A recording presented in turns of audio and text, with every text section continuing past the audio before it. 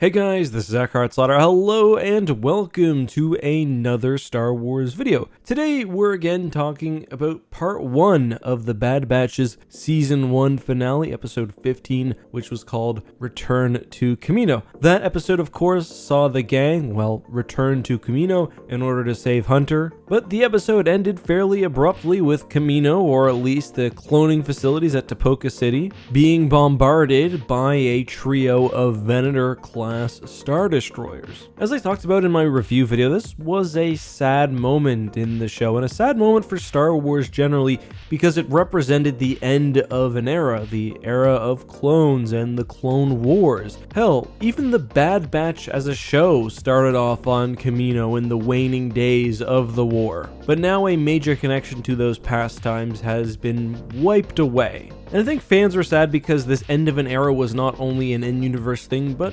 also out-of-universe. As the Bad Batch now moves further and further away from the Clone Wars, it also mirrors how Star Wars is moving away from that era, which focused really heavily on that time period. But I'm rambling a bit, let's move on and talk about some details regarding the orbital bombardment, and there's one thing I want to talk about in particular. First of all though, before we get there, I do want to point out that this bombardment was clearly planned by Rampart. The Star Destroyers were holding position in orbit. There was a trio of them ready to follow through on the order, and it's interesting too because the Empire, with some forewarning, had all the Kamino scientists pulled out and the Kamino politicians killed. I kind of wonder what happened to the other few million Kaminoans who were on the planet, the wives and the husbands and the children of the cloners or the other civilians who must have lived on the city, but that's a topic for another day. The really dark detail is one that I didn't notice at all the first time that I watched this episode, and that's the fact that Rampart actually orders a clone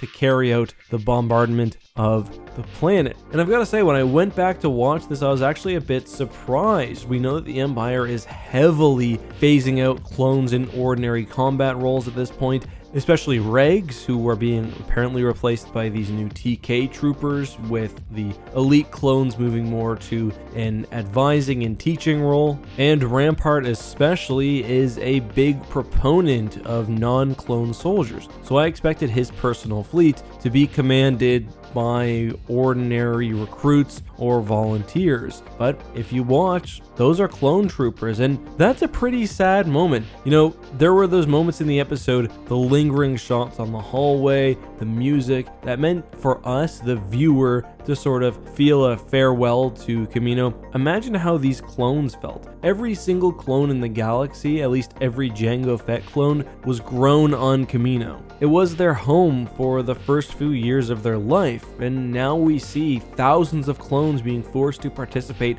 in its destruction. Just really one more representation of how far they've fallen and how short of a stick that all the clones have gotten. And it's only going to get worse because the clones were recruited and grown for war, they're killed and put through the ringer, and now with the new Empire, they're basically just going to be disposed of as if they're no longer useful and as if they're not even living beings. And I think that is going to be one moment that we'll get probably in season 2 or 3 of this show. Eventually, the Clone Rebellion will just be too much, and I think we'll see massive exterminations across the galaxy, which will partially explain why, despite clones no longer serving in active stormtrooper roles by, say, the original trilogy era, we don't see a whole lot walking around unless they were defectors like Rex or Gregor. But yeah, those are just some thoughts and some ramblings I had about the last episode. It was really sad to see the fate of Kamino. I'm also kind of wondering what happened to the other cities, whether the planet has just been totally cleansed, whether some Kaminoans are still alive, but the Empire is removing all traces of its former Republic status as quickly as they can.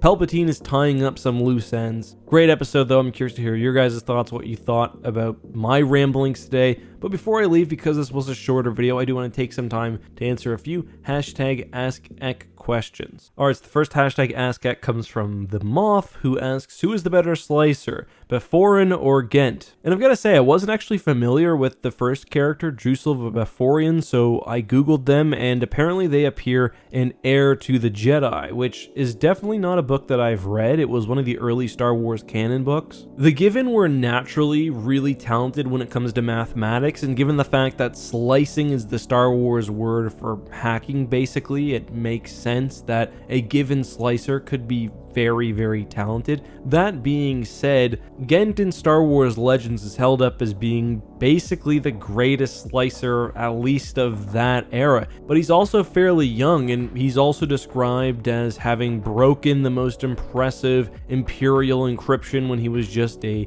young teenager. So despite probably having less biologically helpful attributes, Ghent is just a human. I am going to give him the win in this category, but with the asterisk that I'm not very familiar with the other character. Alright, so the second question today comes from Master, who says, hey, I was just wondering how you feel about Wikipedia being rude about supernatural encounters. It was unreleased but still canon for Legends and allowed to be worked on, but the Wook says it's just fan fiction. So to summarize what Masters is asking, basically there was a project that was going to come out for Star Wars Legends called Supernatural Encounters. Unfortunately, it was never actually fully submitted and published by the time of the Disney buyout, but the original author has went back and sort of continued to work on it. And I've actually talked to the author, I've talked to lots of people who work on it. I think it's a really cool project, but is it technically canon or within the Star Wars Legends continuity? In my mind, no.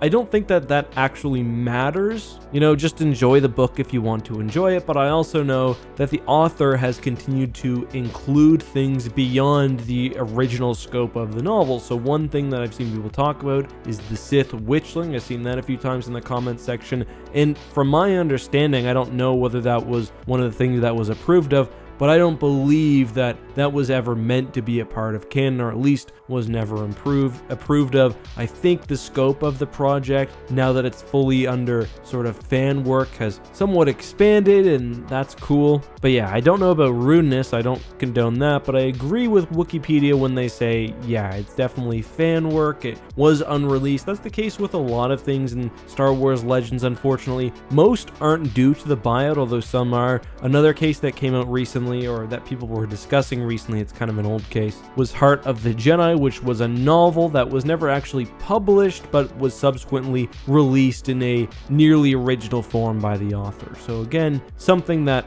was envisioned, but never actually entered the official continuity. It's kind of a tricky situation. Just enjoy it if you enjoy it. Don't worry about the specifics. I've seen some people adding to the end of Wikipedia articles with sort of non-canon information, indicating that this is what the book would have done. That's maybe a good compromise, but yeah. Until next time, guys, if you have a question, leave it down below with the hashtag askeck, but be safe, have a good one, and may the Force be with you.